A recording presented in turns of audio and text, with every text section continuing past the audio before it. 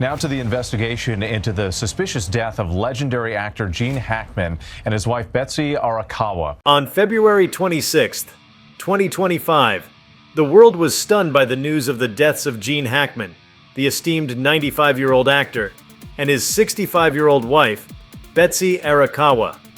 Their bodies were discovered in their Santa Fe, New Mexico home under circumstances that have puzzled authorities and fans alike. Before we start, smash the like and subscribe buttons for more updates. Gene Hackman, a two-time Academy Award winner, was renowned for his compelling performances in films such as The French Connection, Unforgiven, and Mississippi Burning. His career spanned decades, earning him a reputation as one of Hollywood's most versatile actors. After retiring from acting in 2004, Hackman embraced a quieter life, engaging in writing and painting. Betsy Arakawa, born on December 15, 1959 in Honolulu, Hawaii, was a classically trained pianist and entrepreneur. She met Hackman in the 1980s, and after a 7-year courtship, they married on December 1, 1991. Together, they shared a passion for the arts and co-founded Pandora's, a linens and home furnishing store in Santa Fe. The couple had become increasingly reclusive in their later years, with friends and family noting Hackman's declining health. He had ceased riding his bicycle about a year prior and was described as homebound. Despite these observations, his daughter Leslie Ann Hackman stated that her father remained physically active, practicing Pilates and yoga multiple times a week. Maintenance workers conducting a wellness check discovered the couple's bodies after being unable to contact them for 2 weeks. Hackman's body was found in the foyer, while Arakawa's was in a bathroom near prescription medications for high blood pressure and thyroid conditions. A German Shepherd was also found deceased nearby, likely from dehydration. 2 other dogs survived outside the home. Initial autopsies revealed no signs of external trauma or foul play. Tests ruled out carbon monoxide poisoning, and data from Hackman's pacemaker indicated his heart had stopped on February 17th. However, the circumstances surrounding their deaths remained suspicious enough to warrant further investigation. Forensic pathologist Dr. Michael Baden offered insights, suggesting that Arakawa might have fallen while attempting to assist her husband, possibly sustaining an internal head injury. He also posited that severe heart disease could have led to cardiac events for both individuals. The Santa Fe County Sheriff's Department continued their investigation, emphasizing the need for thoroughness due to the unusual nature of the deaths. The community and fans worldwide awaited answers, reflecting on the legacies of Hackman and Arakawa. Gene Hackman was not just an actor. He was an icon of American cinema whose career spanned over 5 decades, shaping the landscape of film with his distinctively commanding presence and varied performances. Born in San Bernardino, California in 1930, Hackman's early life was marked by a challenging upbringing. He was raised in a difficult environment, moving between various homes as his parents struggled with their own problems. Despite these challenges, Hackman's tenacity and love for storytelling ultimately led him to pursue acting. He first studied drama at the University of Illinois, and later joined the United States Marine Corps, where his time serving as a field radio operator became part of the foundation that shaped his resilience and ability to portray complex, multifaceted characters.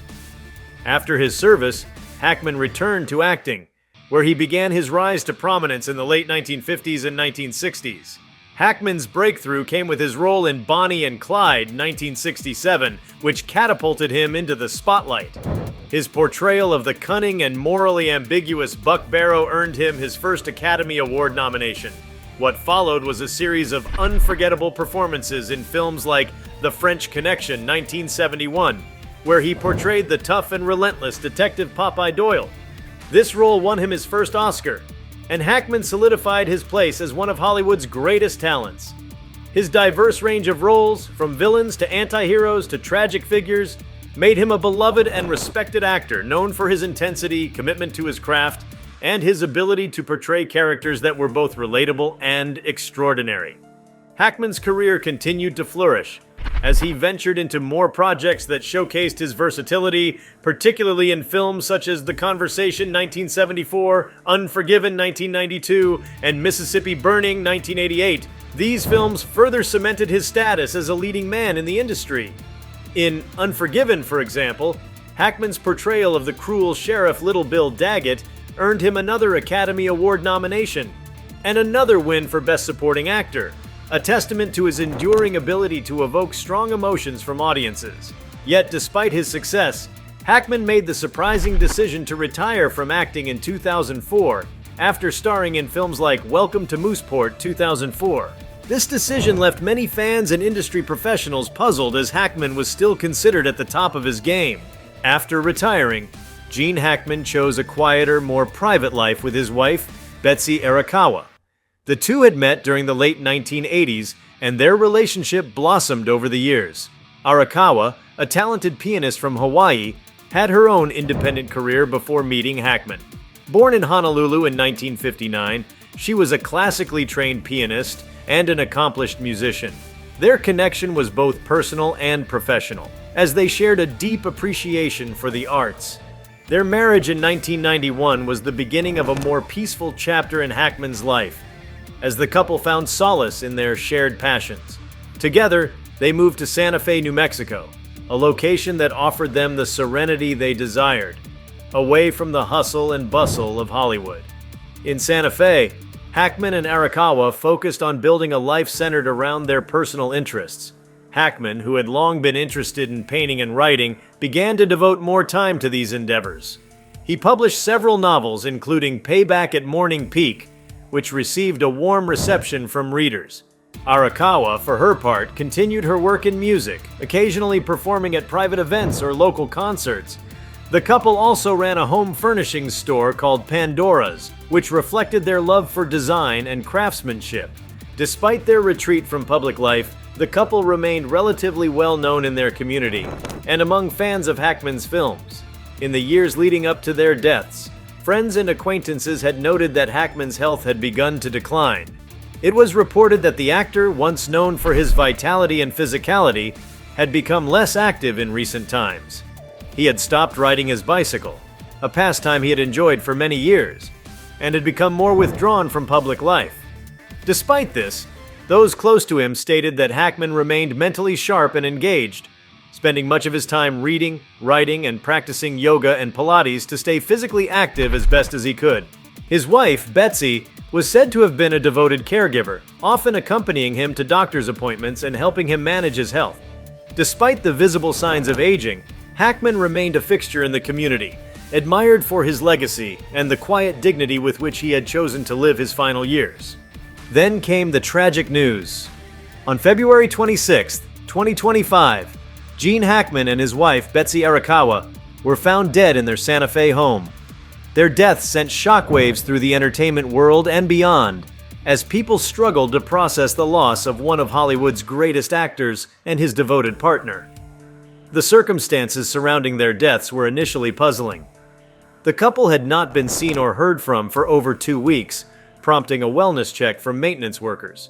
When they arrived at the home, they made the grim discovery. Gene Hackman's body was found in the foyer, and Betsy Arakawa's was found in a bathroom. Along with their bodies, the workers discovered their German Shepherd dog, which had also perished, likely due to dehydration. However, 2 other dogs survived, having been left outside the home. The initial investigation into their deaths raised many questions. Although the autopsy results revealed no signs of external trauma or foul play, the deaths seemed to defy explanation. There were no signs of a break-in or any obvious cause of death, and the bodies showed no signs of poisoning or injury. The presence of prescription medications in the house, including drugs for high blood pressure and thyroid conditions, suggested that both Hackman and Arakawa had been managing health issues, but these conditions did not provide an immediate explanation for their deaths. Authorities quickly ruled out carbon monoxide poisoning, a common hazard in homes that often leads to mysterious deaths, and the pacemaker data from Hackman indicated that his heart had stopped on February 17th, which further complicated the investigation. A prominent forensic pathologist, Dr. Michael Baden, was brought in to offer his opinion on the deaths. Dr. Baden, who had worked on numerous high-profile cases, speculated that the couple's deaths might be connected in an unusual way. He suggested that Betsy Arakawa could have fallen while attempting to assist her husband, possibly sustaining a fatal head injury. He also suggested that both Hackman and Arakawa might have succumbed to heart-related issues as both were dealing with various health conditions that could have led to cardiac events. However, Dr. Bodden also acknowledged that the circumstances surrounding the deaths were unique enough to warrant further investigation. The Santa Fe County Sheriff's Department, which was overseeing the investigation, emphasized that they were proceeding with caution. They understood the public interest surrounding the case, given Hackman's fame and the unusual nature of the deaths, and assured the public that they would not rule out any possibilities until all the evidence had been carefully examined. As of the latest reports, the investigation was still ongoing, and authorities were waiting for more detailed forensic results, including toxicology reports, to determine the exact cause of death. Gene Hackman's death, though tragic, is also a reflection of the complexities and mysteries that can surround the lives of public figures. Hackman, who had led a life of extraordinary achievement and creativity, had lived much of his later years in relative peace and solitude with his wife. The public's desire to understand the details of his passing is driven not just by the shock of his death, but by the fascination with the private lives of those who have contributed so much to culture. Hackman's legacy as an actor is secure, but the manner of his passing has added an unsettling layer to the story of his life. As people continue to process the loss, many are left to reflect on the quieter, more reflective side of Hackman's personality, which often went unnoticed amid his celebrated film career. He had long been known for his reticence, avoiding the glitzy Hollywood scene in favor of a more grounded existence. Hackman was never one to court the limelight, and his decision to step away from acting in the mid-2000s only solidified this aspect of his character. It was as though, after achieving everything he had set out to do in the industry, Hackman had chosen to walk away on his own terms, seeking a peaceful life away from the constant scrutiny of fame. Betsy Arakawa, too, had lived a life marked by artistry and quiet accomplishment. While she was not as publicly famous as her husband, her contributions to the arts and her devotion to Hackman were significant in their own right. The couple's partnership was one built on mutual respect, shared interests, and a deep connection to one another. Arakawa's death, alongside Hackman's, has left a void in the hearts of those who knew the couple. Friends and family have expressed their grief over the tragic loss, but they have also spoken about the warmth and generosity that both Hackman and Arakawa brought into the lives of those around them. In the weeks following the deaths of Gene Hackman and Betsy Arakawa, tributes poured in from all corners of the entertainment industry. Hackman's colleagues and friends remembered him as a man who was not only talented but deeply kind and humble. Directors and actors who had worked with Hackman over the years praised his professionalism, work ethic, and the rare ability to convey depth and humanity in every role he played. There was also a sense of profound sadness that such a beloved figure had been taken from the world under such mysterious circumstances. Fans, too, paid their respects, sharing their memories of the films that had defined their understanding of cinema. The tragic deaths of Gene Hackman and Betsy Arakawa have raised many questions and will continue to be the subject of speculation and investigation. However, one thing is certain: their legacy, both as individuals and as a couple, will endure long after the mystery of their deaths has been resolved. The tragic death of Gene Hackman and his wife, Betsy Arakawa, has sent ripples through the world of entertainment, leaving fans, friends, and colleagues grappling with the untimely loss of two beloved figures. Gene Hackman, a name that commands respect in the world of cinema, was more than just an actor.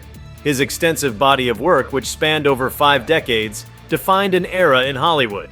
He played characters that were both morally complex and unforgettably memorable, often walking the fine line between heroism and villainy. Despite his immense fame, Hackman was known for his private nature, and his decision to step away from the limelight in the mid-2000s left many curious about the quieter side of his life. The tragic and mysterious circumstances surrounding his death have now cast an even more somber light on a life that, at its height, was celebrated for its brilliance and humility. Born in San Bernardino, California in 1930, Hackman's early years were filled with adversity. His parents' troubled marriage led to a nomadic childhood, and the family moved often. This instability, however, seemed to serve as a crucible for Hackman, shaping his resilience and his ability to adapt. After high school, Hackman joined the United States Marine Corps. where he served as a field radio operator, an experience that provided him with life lessons that would later inform his acting career. It was his time in the military, combined with his natural inclination toward storytelling, that led him to pursue acting after his service. Hackman studied drama at the University of Illinois before moving to New York City to continue his studies at the prestigious Actors Studio. It was there that Hackman honed his craft, studying under some of the most renowned acting teachers of the time. His early work on Broadway was promising, but it was his transition to film that would make Hackman a household name. Hackman's breakthrough role came in 1967 with Bonnie and Clyde, a film that would become a cultural touchstone and a defining moment in the careers of both Hackman and his co-stars, Warren Beatty and Faye Dunaway. His portrayal of Buck Barrow, the brother of Clyde Barrow, showcased his ability to portray complex characters with moral ambiguity, a theme that would persist throughout his career. The success of Bonnie and Clyde was just the beginning. Hackman's versatility as an actor allowed him to take on a wide range of roles.